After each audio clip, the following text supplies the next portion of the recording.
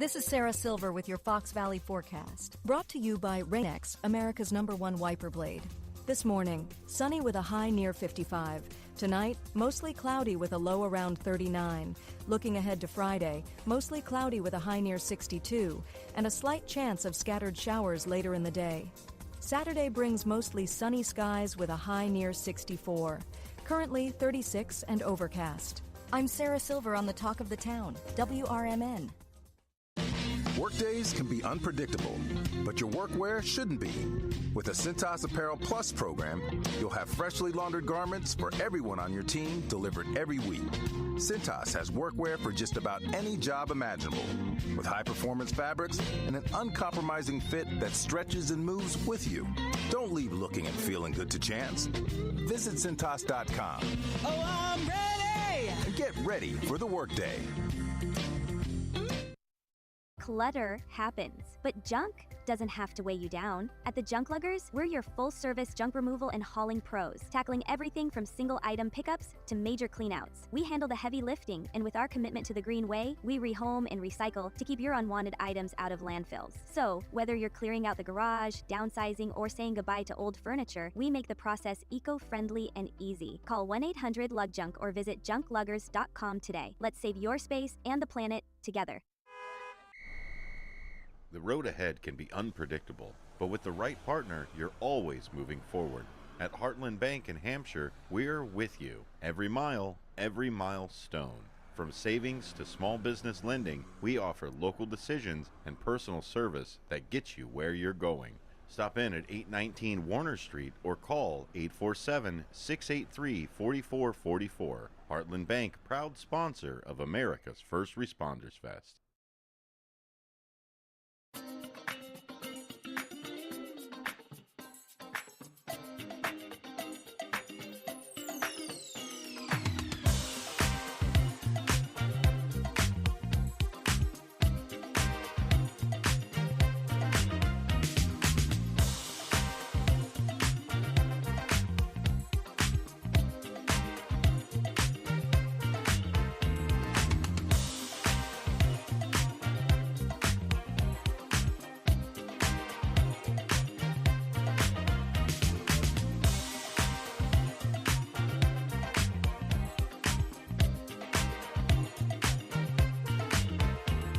And welcome in, folks, to the local community hour here on WRMN. It is a lovely sunny day outside today on this thirsty Thursday morning, the 9 o'clock hour here. I'm your host, Matt McNeil, taking you into the 9 o'clock hour. Today is the last day of winter, that is. Yes, it's the last day of winter. It's exciting.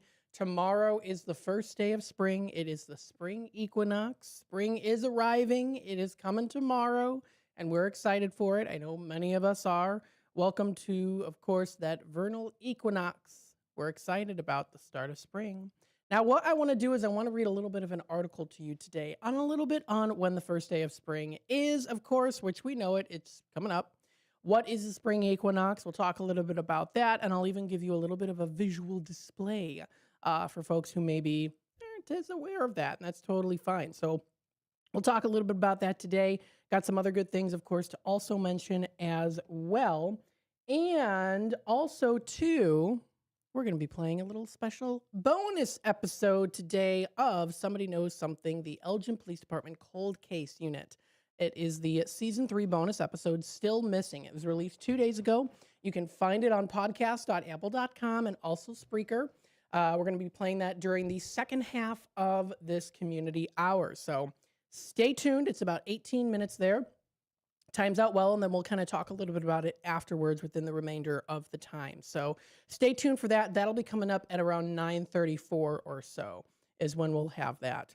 But we welcome everybody here to the community hour. If you want to share some feedback, if you want to say hello to us, you can, of course, do so. You can text us at 505-926-1410. You can call us at 847-931-1410. Or you can also chat with us on the YouTube side of things, youtube.com/WRMN Radio.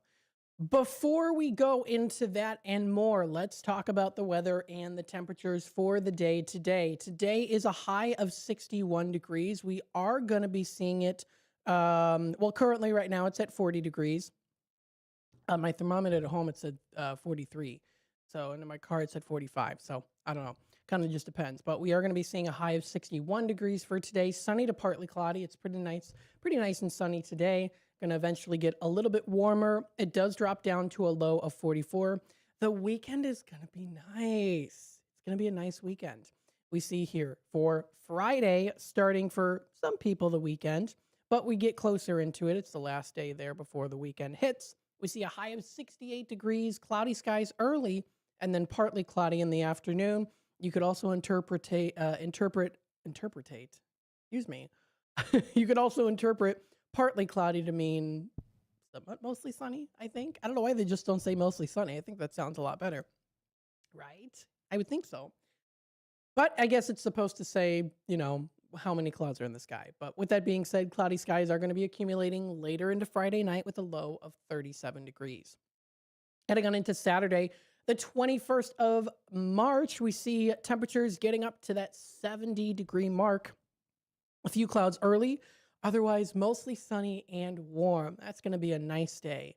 And I'm going to a game day thing Saturday evening. So if it's, what is it going to be? Low of 54 degrees. Might have to maybe have a window open or maybe play some games outside or something. That sounds like a lot of fun because it's supposed to be nice. So a few clouds from time to time. Low of 54 degrees is going to be coming through. That is for Saturday night. Heading on into Sunday, the 22nd, we see overcast and a high of 62. A slight chance of a rain shower is predicted. We do see it at about 25% there. We see a low of 29 degrees coming up. That'll be for Sunday night, so it does start to get a little bit chillier outside. That's for Sunday. Heading on into Monday, we do see a high of 45 degrees. Sunshine and clouds are going to be mixed. It drops down to a low of 31 degrees, partly cloudy during the evening, followed by some more cloudier skies overnight. Wind speeds at about 5 to 10 miles per hour. That's for Monday. Tuesday next week on the 24th, we see here a high of 52 degrees. Cloudy skies are going to be in the forecast, dropping down to 36 as our low. So next week is going to kind of be a little bit more on the somewhat chillier side. It's not going to be freezing, but somewhat chillier, but not too bad. So that's for Tuesday. Wednesday, the 25th, we see a high of 54 degrees. Predicted as of right now to be mainly cloudy, dropping down to a low of 46, cloudier skies early and then partly cloudy after midnight. And then finally into Thursday, a week from today, the 26th. Few showers early with increasing winds and cloudy skies later in the day. The high is predicted to be up to 61 degrees. And then it does drop down to a little bit more chillier temperatures of a low of 26. You get through the rest of the month of March. Temperatures do fluctuate between the 40s and 50s as our highs, lows in the 30s and 40s for our lows. And then we get into the month of April. Then we start to see the temperatures get to be more in the 60s, but more showers. So like they say, April showers bring May flowers. We are starting the month of April. It looks like here Wednesday, the 1st of April is AM showers and showers continuing on into Tuesday. So that's the forecast and a little bit of an extension on the forecast that we're seeing here for the rest of this week, into next week, and into the early part of April. With the community hour being here, of course, we like to discuss all things happening locally. What's going on locally here in the Fox River Valley area. Like to announce different things and more. So if you're looking for some fun things to be a part of and to do, of course, many sources are out there that I like to use. If you're not familiar with them, which I'm sure many of you are, there's Fox Valley Magazine, Kane County Connects, any of the Chamber of Commerce websites, a lot of Facebook pages too.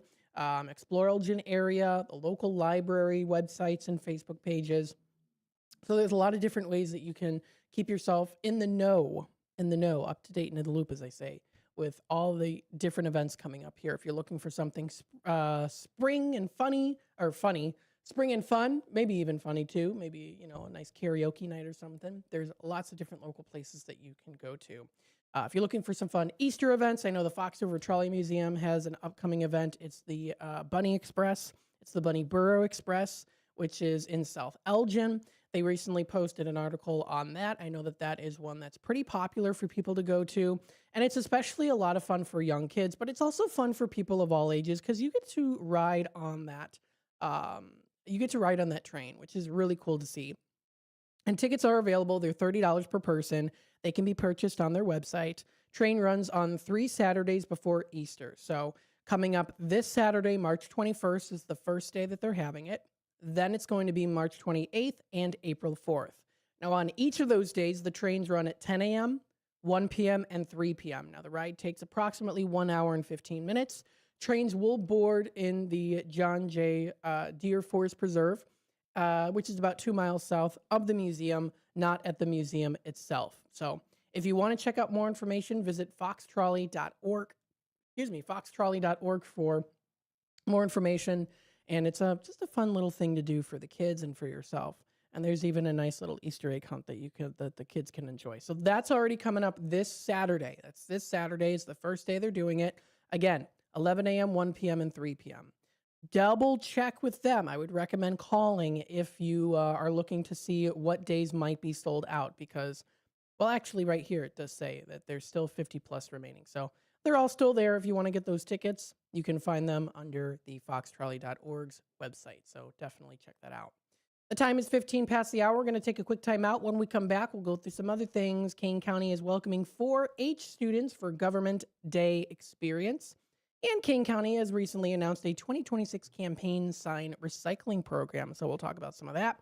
And then don't forget, towards the second half of the hour, we're going to be going through and listening to season 3 bonus episode of Somebody Knows Something. Still Missing is what it is. It's a short 18-minute one, and we'll talk about that. We'll listen to that coming up during the around 9:34 or so is when we'll start to play that. So stay tuned for this and more here on the local community hour, WRMN, and we'll be back with more in just a bit.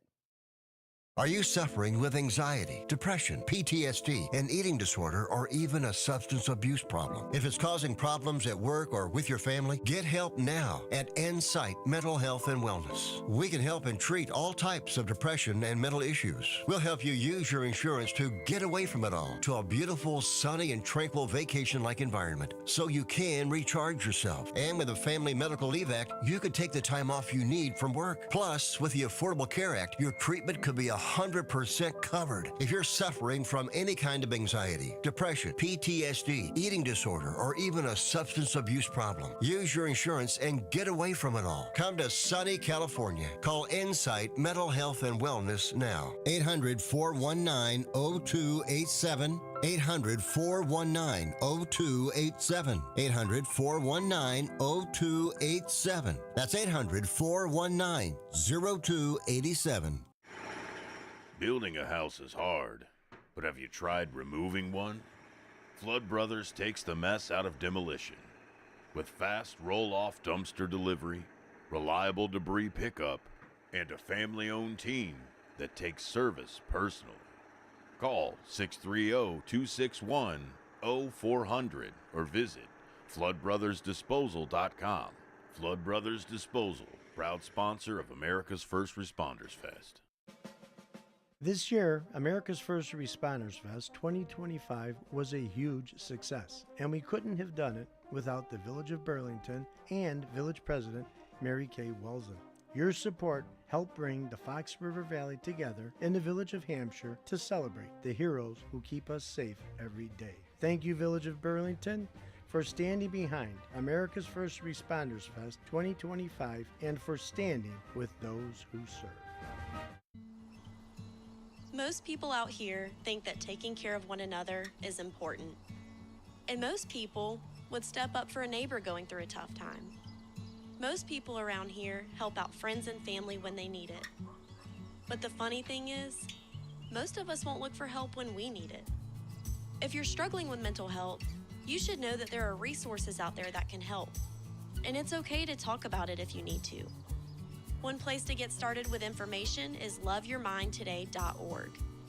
Loveyourmindtoday.org offers a range of guides, instructions, and insights for dealing with difficult situations or getting through a tough time.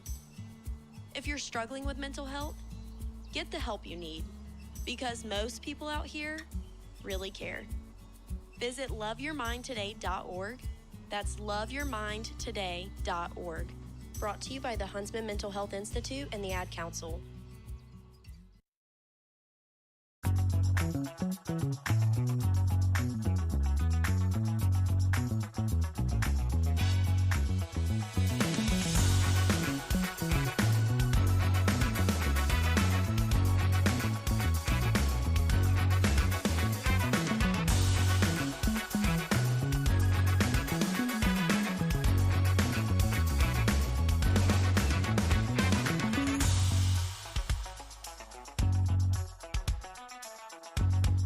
And welcome back, folks, to the local community hour here on WRMN. We hope that you are enjoying this lovely morning here today. It is a nice sunny day, and it's a Thursday morning. Let's talk a little bit here about what's happening in the local Fox River Valley area. I've got Kane County Connects recently posting an article a couple days ago about how Kane County has welcomed 4-H students for Government Day experience. Now, there are many, many, many 4-H programs out there. Maybe you growing up as a kid were in 4-H, whether it was, of course, for farming or if it was cooking or sewing. Lots of really great hands-on skills that are available for kids out there. And Kane County recently welcomed 4-H students for a Government Day experience. So let's read a little bit about this article posted by Kane County Connect staff. You can find it at kanecountyconnects.com. A group of local 4-H students had recently stepped into the world of county government during Kane County's annual 4-H Government Day, which is an educational event. It's designed to give young people a firsthand look at public service and civic leadership. Students from across Kane County spent part of their day at the county campus learning how local government operates and the many services it provides to residents. The program includes attending the Kane County Forest Preserve Commission meeting and observing part of the Kane County Board meeting, where they saw elected officials discuss issues, and make decisions that affected the community. Beyond the meetings, the students also met with county sheriff and public safety professionals to learn about topics ranging from sustainability and environmental stewardship, GIS technology, 911 communications, transportation and infrastructure, health and mental wellness, and animal care. The sessions provided a behind-the-scenes look at how different county departments work together to serve the public. The experience is part of a long-standing partnership between Kane County and 4-H, the nation's largest youth development organization. Through hands-on learning opportunities, 4-H helps young people develop leadership skills, confidence, and a deeper understanding of civic responsibility. To recognize the program and the young people participating, the Kane County Board also issued a proclamation designating March 10th, 2026 as Kane County 4-H Government Day. So if you want to read that, of course, you can find it. It is posted on this article. You can also find some nice pictures of some of the 4-H students that participated, seeing kind of what they were doing, where they were at, experiencing a lot of really cool technologies, working together, checking out flyers, and more, speaking with coordinators and folks of the professions to get a grasp on it too, especially for those who maybe wanted to get into those particular types of fields. They had something for everyone there. So if you want to take a look at those pictures that were taken and read more on this article, you can find it. That's on kanecountyconnects.com. So congratulations to the 4-H students. I'm glad that they were able to participate in this. They were able to get a hands-on experience, the real world experience, and maybe this might have enlightened them to maybe even say, hey, I want to maybe start doing this. This is a passion of mine now that I want to do. Also, Kane County has recently announced, as of yesterday, the 2026 Campaign Sign Recycling Program. You know it. Congratulations to, of course, all the winners out there for this election, for the primary. But, of course, we know that there's quite a bit of signs out there. So if you are looking to check out their corrugated sign recycling, they have it available. Kane County will once again host a campaign sign recycling program following the election, giving residents an easy and environmentally responsible way to dispose of plastic yard signs and also metal stands. So what is needed in this? Well, they're encouraged to check with local candidates or campaign committees first to see if they plan to collect signs for reuse. If not, eligible signs may be dropped off at designated locations during the collection periods listed below. And the collection period has already started, and it is going on until the 25th of March. So you have a good amount of time to do so. The program accepts rigid plastic campaign signs made from corrugated polypropylene, typically about a 1/4 inch thick. Before dropping off materials, residents should separate the plastic signs from their metal stands and remove zip ties or other fasteners. Signs made from plastic film marked number 4 or LDPE cannot be recycled through this program, but may be taken to store plastic bag drop-off locations for recycling. So provided on this article is a list of the different facilities that you can go to. For example, in Campton Hills on Burlington Road, there's the KDOT facility. Bins are going to be located near the front of Building A, accessible 24/7 during this collection period, which started March 18th and is continuing on until March 25th. For Kane County residents and more, you can check out some other closer locations depending on where you live. Kane County Recycling Center in Geneva, border of Batavia, that's at Fabian Parkway. Their hours of operation are Monday through Friday from 8 a.m. until 4 p.m. In West Dundee, which is a little bit closer here to the Elgin area, 900 Angle Tarn Road is where it's located, and that's the Kane County Recycling Center. It's located behind the Village of West Dundee Public Works Building. It's the gate off Beacon Street. Their hours of operation are Monday through Friday from 7 a.m. until 3 p.m. So that's going on. That's from the 18th through the 25th. Now, there is another one that is available starting today, and it does go on until the 29th. So a little bit of some extra time there, a couple days, 3 days extra. And it does start today. This is at the Kane County Government Center. That's on South Batavia Avenue in Geneva, accessible 24/7 during the collection period. Now, residents dropping off materials at the Government Center should place plastic signs in the commercial container at the end of the long driveway, which is adjacent to the forest preserve. Separate containers will be available for metal sign stands. Now, if you want to find out more information, we encourage you to check out this article. You can find it at kanecountyconnects.com.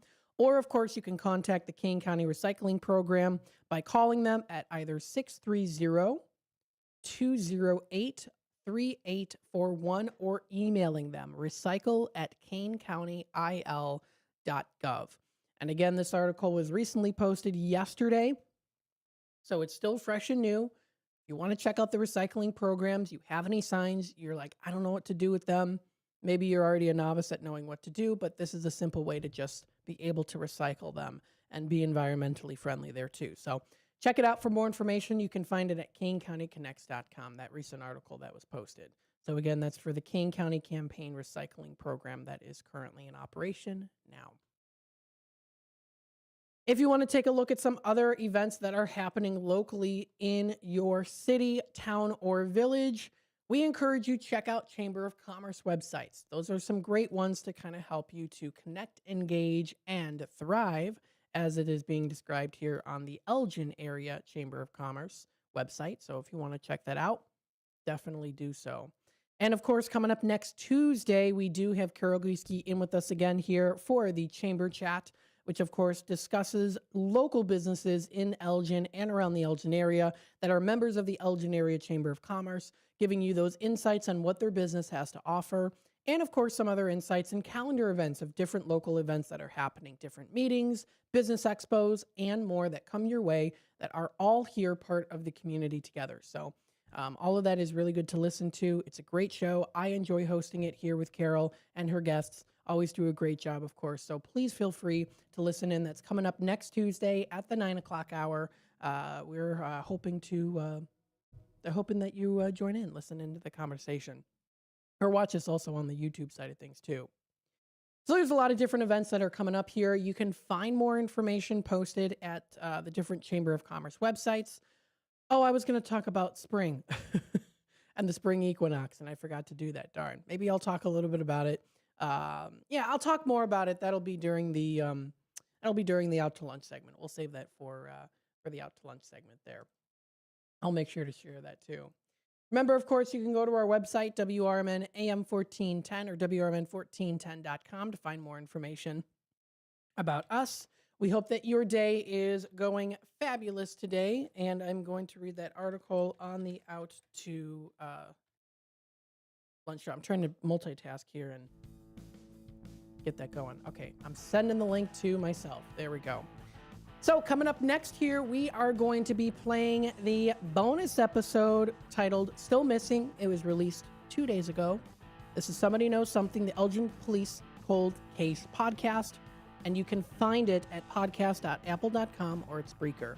So stay tuned for that. We're going to be going through that coming up during the later part of this hour. So in just a couple minutes, stay tuned. You are listening to WRMN. This is the Local Community Hour.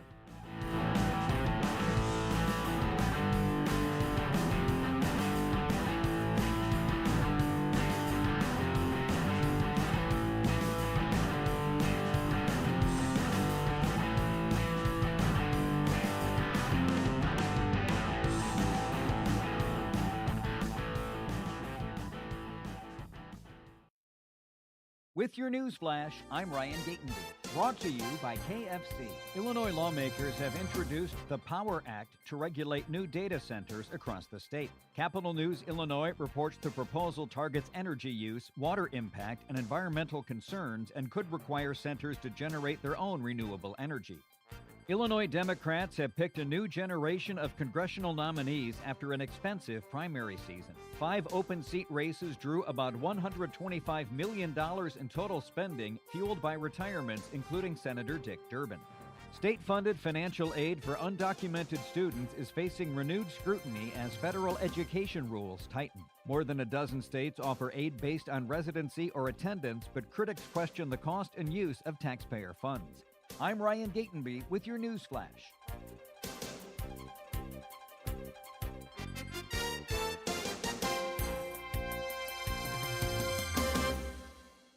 A KFC tale in the pursuit of flavor. The greatest insult the Colonel ever suffered was being served a wrap that was just a snack by a friend. So he took 2 crispy tenders, lettuce, tomatoes, and pepper mayo, and wrapped them in a soft tortilla. It wasn't a snack, it was a meal. He called it a twister, and never called that friend again. The Colonel lived, so we could chicken.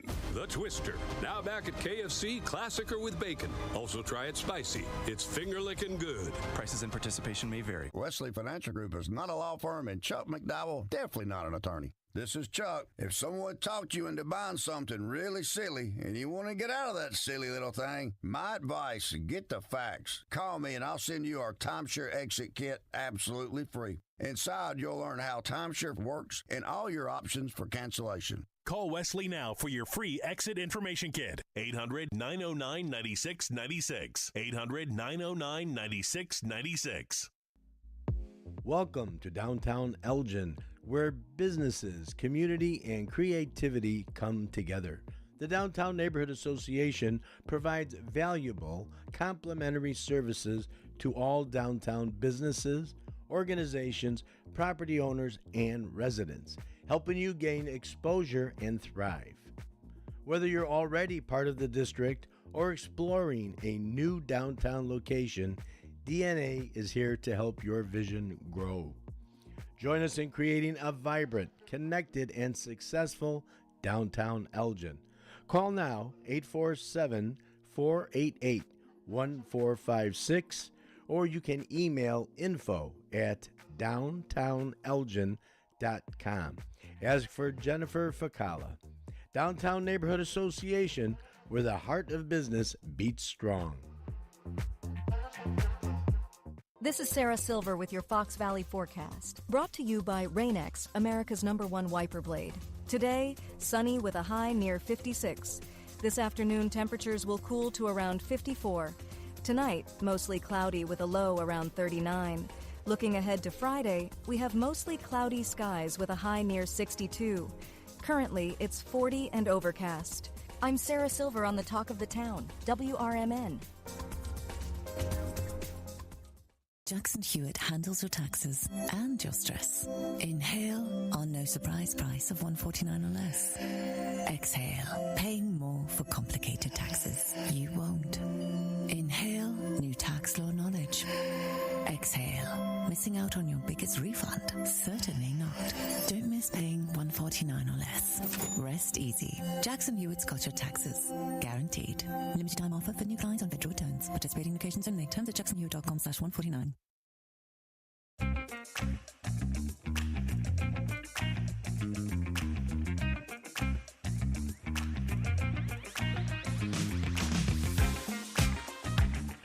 And welcome back, folks, to the local community hour here on WRMN, the voice of the valley and the talk of the town. We hope that you are enjoying this lovely morning today, and it's a nice sunny day outside today. So go outside and enjoy yourself. Coming up this weekend, it's going to be really nice. So go outside, have some fun. Maybe get yourself a cup of coffee. Maybe get yourself some tequilas. I don't know. Something fun over the weekend. Have some fun because it is coming up here to the weekend very shortly. Today's the last day of winter as we hop on into the month of, into spring and then into the month of April. So it's pretty exciting. The time is 35 past the hour, coming up very shortly here. So I wanted to play it with, I wanted to show you or have play the bonus episode here. This is Somebody Knows Something. This is called Still Missing. It was released on March 16th, so it was actually 3 days ago that it was released. And you can actually listen to it and find it for yourself on podcast.apple.com, or you can also go to Spreaker and listen to it there as well. But I wanted to take this time to have this play for you so that you can hear it and get excited for season 3 that's coming up here. And of course, thank you so much to the city of Elgin, the Elgin Cold Case Unit as well, too, the police department for all you do for the community. I know that these cold case units it's a lot of work, of course, so we thank you for all that you do. And we're glad that we here at WRMN are able to help you with that. We're very grateful for that. So here it is, season 3, bonus episode, Still Missing, of Somebody Knows Something. This podcast is based on information sourced primarily from police and media reports, but certain names and other identifying details may have been changed or altered for privacy and security reasons. While the events and cases discussed are based on real investigations, some aspects may be simplified for time and for narrative purposes. Voice actors have been used to read from statements or documents. All information presented is intended solely to inform and raise awareness. Hosts may discuss theories regarding the cases examined in this podcast, but such discussions are not intended to and should not be considered by the listener to be legal conclusions. All persons discussed are considered innocent until proven guilty in a court of law. Listener discretion is advised. This is Chief Anna Lally. Welcome to Somebody Knows Something, a podcast from the Elgin Police Department's Cold Case Unit. In this podcast, we will shed new light on cold cases in the city of Elgin by sharing untold details and by encouraging anyone with information to come forward.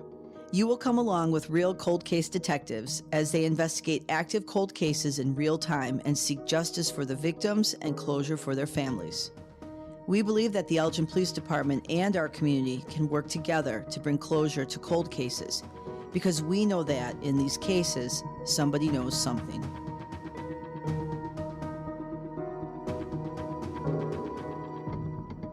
Hello, welcome to 2026, and welcome to the bonus episode of Somebody Knows Something, the Elgin Police Department Cold Case Podcast.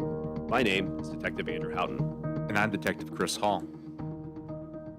Last season, we walked through the 1970s of Elgin, covering 5 cold case homicides and 1 cold case missing person. As we continue to work on these cases, we are already preparing for Season 3, which we plan to launch in March of this year. For Season 3, we are leaving the 1970s and heading into the 1980s of Elgin. But we are returning to our original format and covering 1 case in an episodic season, just like we did in Season 1. And, just like Season 1, it's another missing persons case.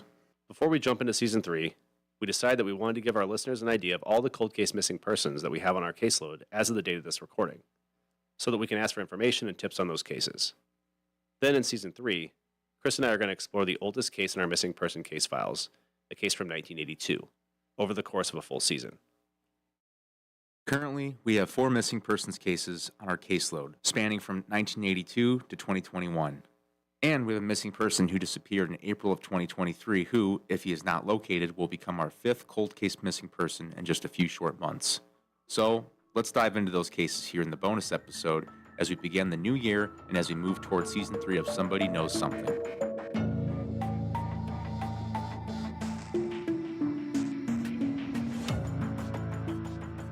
For our upcoming season, Andrew and I are going to investigate in real time the disappearance of 45-year-old Whiteria Jones, who was last seen in either late September or early October of 1982. We briefly mentioned her case while we discussed Barbara Gluckert's disappearance in Season 2, and now Whiteria will have her own season as we work to try to bring her home.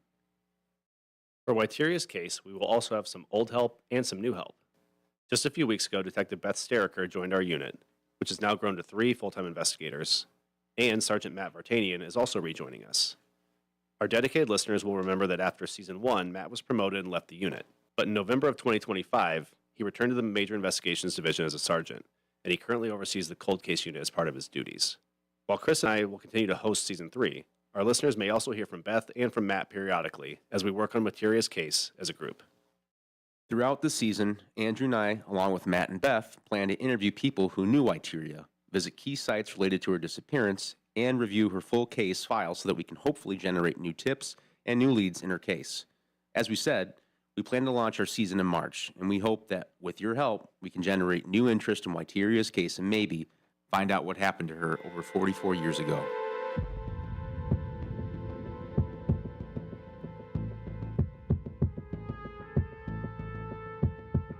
Chris, why don't we start by introducing Beth and reintroducing Matt to all of our listeners? That is a great idea. Let's start with you, Beth. I know you have only been with us for a short time, but why don't you introduce yourself to our listeners? Hi, I'm Detective Beth Steriker, and I've been a police officer here in Elgin since 2006.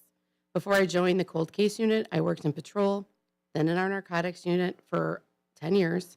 Most recently, I was a school resource officer at Elgin High School for almost 7 years before I joined the cold case unit just a few weeks ago. Beth, thank you. It's great to have you. Yeah, it is, and our listeners will certainly remember this next voice. Hey, everybody. I'm Sergeant Matt Vartanian from Season 1. As you said, Andrew, after Season 1, I was promoted and left investigations to be the sergeant on night shift patrol. But as you also mentioned, back in November of 2025, I moved back up into the investigations division as one of the supervisors. Currently, one of my assignments is that I oversee the 3 cold case detectives. So it's nice to be back and be involved in these cases again. I am really looking forward to working with the 3 of you and just to continue the work on these cases. Well, welcome Beth and welcome back Matt. It's great to have this unit expanding and seeing some new faces and some old ones. And I think we're all really confident that we're going to get some movement on some of these cases as we move into 2026. Yes. Welcome, guys. I know I speak for Andrew and myself when I say that we are really looking forward to not only the new season, but also the cases that we are going to be working both on and off the podcast. Thanks, guys. Yeah, thank you. I'm really excited to start working on these cases. Matt, I know you worked with me on Season 1 and have stayed up to date and kind of been involved in some of the other cases that Chris and I have been working. But I wanted to ask you, Beth, what made you want to decide to join this unit? Well, Andrew, listeners may be surprised to know that I actually grew up around Elgin and that my dad is a retired lieutenant. I know from talking to him and talking to you guys that he actually worked on a number of the cold cases that we are looking at now. So I think for me, a big part of joining this unit is that I grew up with some of these stories and these cases. I would imagine growing up in Elgin, you probably recognize some of the names and places that we have talked about in the past seasons and we'll talk about in the future ones, right? Absolutely. And I think that gives me a different perspective from the 3 of you. I grew up around here. I know this town really well, and I know some of these cases. Yeah, I think that as we talked about people that would be a great fit in the unit, your background is something that we felt would be a great asset to us and on these cases. And your perspective as a woman in our group of guys is something that we also think will be very useful. Yeah, for sure. I think just having those different perspectives and ways of thinking is always beneficial. I came from online investigations and sex crimes and crimes against children. Matt, you came from gang crimes and have a technology background. Chris, you worked in patrol and have a background with SWAT and ESD and tactical scenarios. And now we had you, Beth, with a background in narcotics investigations and the school system with different juveniles. I think we kind of cover a lot of different perspectives and a different background with the 4 of us. Yes, I'm really looking forward to diving into not only Whiteria's case, for the podcast, but all the other cases that we are actively working. I really feel like these families and victims deserve our full attention and any effort we can give them to try to close these cases. So I'm really looking forward to working with you guys as we move forward. Yeah, it will be definitely nice to have you here, Beth, and I'm looking forward to being back as well. I know we might not be in every episode this year, but our listeners may hear from you and from me as we work this case and others as a team to just try to determine the closure for these cases and for the victims and their families, because in the end, that is what they deserve.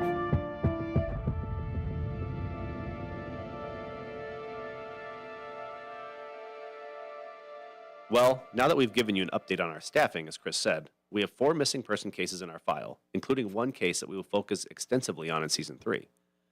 But as Chris also said, we have a 5th case we want to talk about. That case involves a 61-year-old man who was reported missing in April of 2023. And because our cold cases have to be at least 3 years old to meet our criteria, his case will become our 5th missing person case in April, unless we find him before then. True. But even if we do add a 5th case in April, we did locate another missing person this past fall, and his case came off the books for us. Willie Wilder, who was listed on our website and who was on our caseload after he disappeared in December of 2021, was located living in South Elgin in September of 2025. So, since our unit began in May of 2024, our list of 6 cold case missing persons is now down to 4, with Willie and Karen coming off our list. With that in mind, we thought that since we're focusing on our oldest cold case for Season 3, we would discuss each missing person case from our cold case files in reverse chronological order, starting with the missing person from April of 2023 and working backwards to our 1982 case here in this bonus episode. Then, when we launch Season 3 in March, we will dive really deeply into our 1982 case. So, let's get into those other 4 cold case missing persons as we look forward to Season 3 of Somebody Knows Something.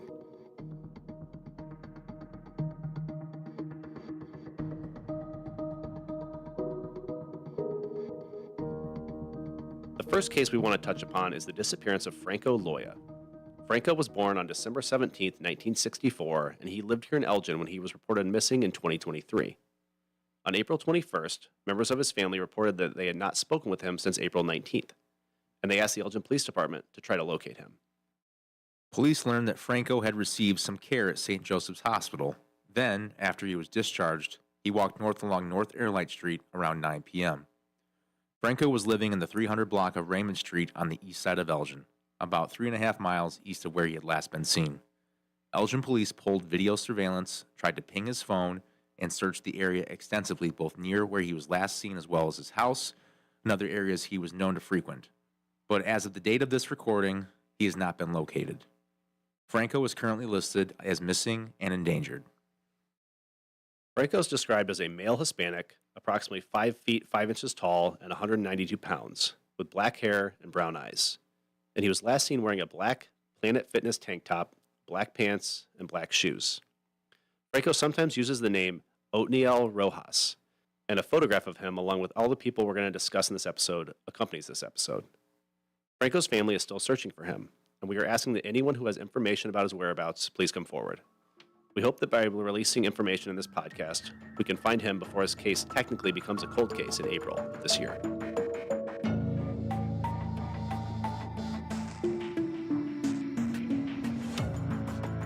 Franco Loya's case isn't a cold case yet, but the next 3 people that we're going to discuss are.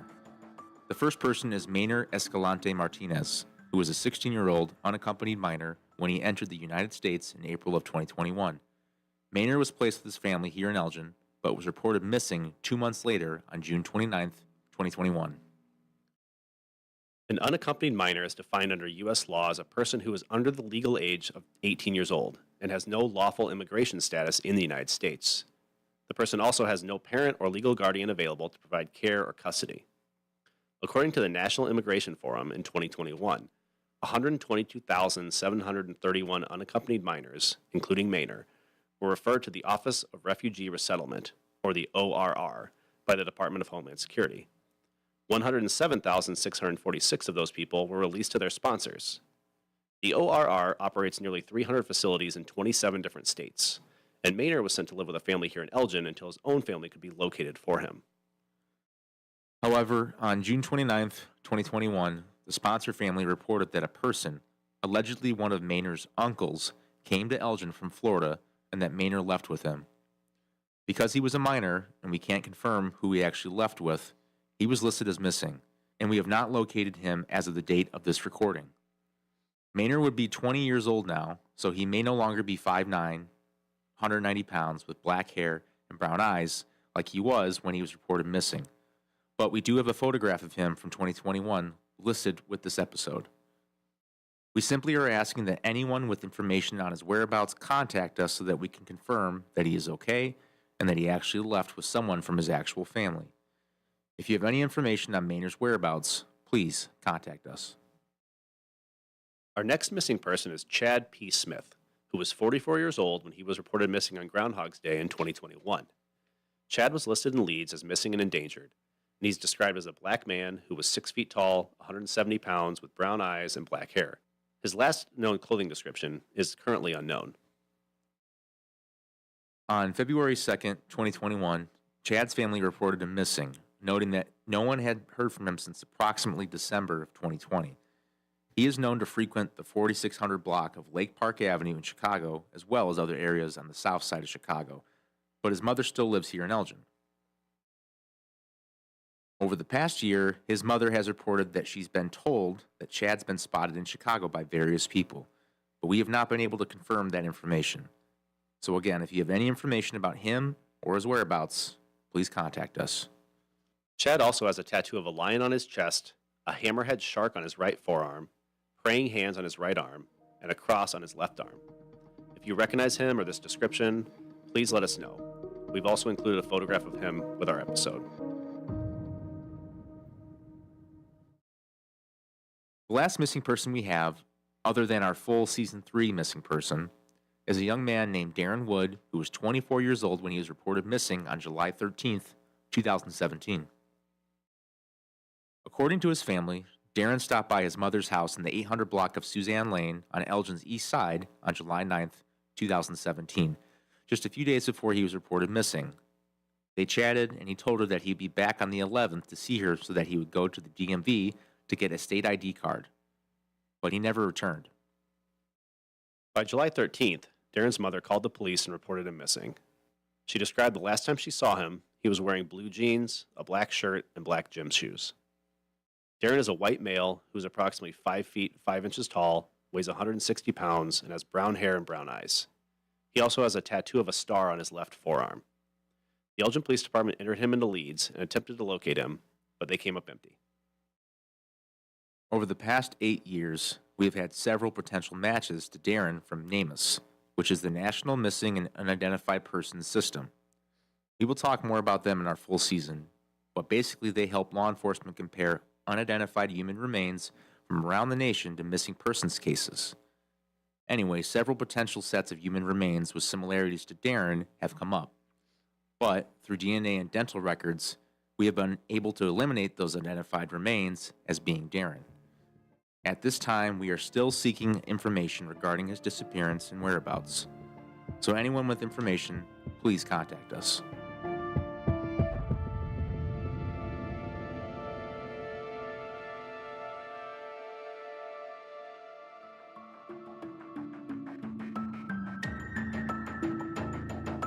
Well, those are the missing persons cases that we have on our caseload as of January of 2026, along with one that could become a cold case in just a few months.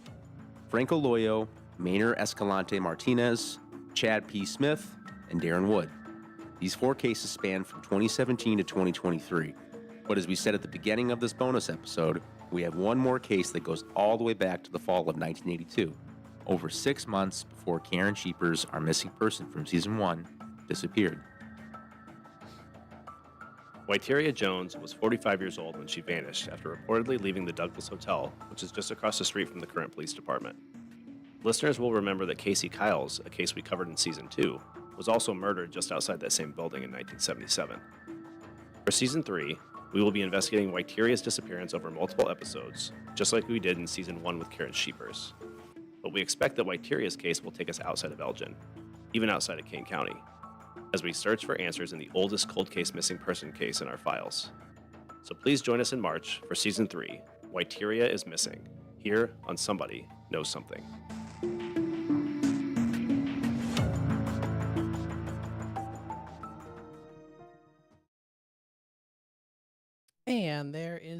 episode, the bonus episode here of season 3, bonus episode Still Missing if Somebody Knows Something. If you do want to check out more information, of course, you can find it podcast.apple.com for more information on that. You can listen to it for yourself. If you want to go back and re-listen to some of the other ones, of course, feel free to do so. And of course, from the cold case unit to you out there, anyone with information on any of the cold cases discussed are encouraged to contact the Elgin Police Department via email at coldcasetips@elginil.gov or via phone at 1-847-289-COLD. So again, that is 1-847-289-2653.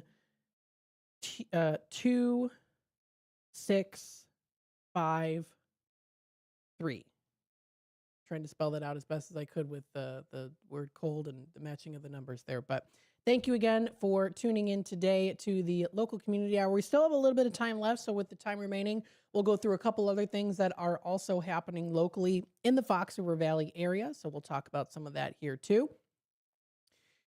With that being said, let's see what the question of the day was today for the morning show. Here's your Susie Q of the day. This is provided by Sue Castle, our very lovely Sue Castle, the morning show. If you could only eat one dessert for the rest of your life, what would it be? Well, Sue, I have to say, I love the picture that you provided here. That is lovely, lovely. That is very Victorian looking, and you know I love it. We had some people in the comments here saying, Meg Thomas says, quote, Grandma's warm homemade bread pudding with the sauce, or an old friend's homemade s'mores. Very cool. Someone said bourbon. Gooey brownie or a turtle, apple or peach pie, strawberry rhubarb pie, says Alan. JoJo's Goodies and More. She enjoys her peach cobbler or apple cobbler. Very nice. If I had to say, if I only had to eat one dessert for the rest of my life, I would probably have to say maybe apple pie. I think apple pie would probably be it. I would say maybe apple pie. I don't know. Yeah, I would say apple pie because it's not too sweet. Like if I could only eat one dessert and I'm really craving it, I would choose something that's not overly sweet, something that's not overly sugary with like loads of frosting. I would say probably apple pie is good. Apple pie with some whipped cream is definitely one that I would choose from. If I was allowed to have a little extra something on the side, ice cream goes pretty good with apple pie. So I would say that would be probably my own personal choice.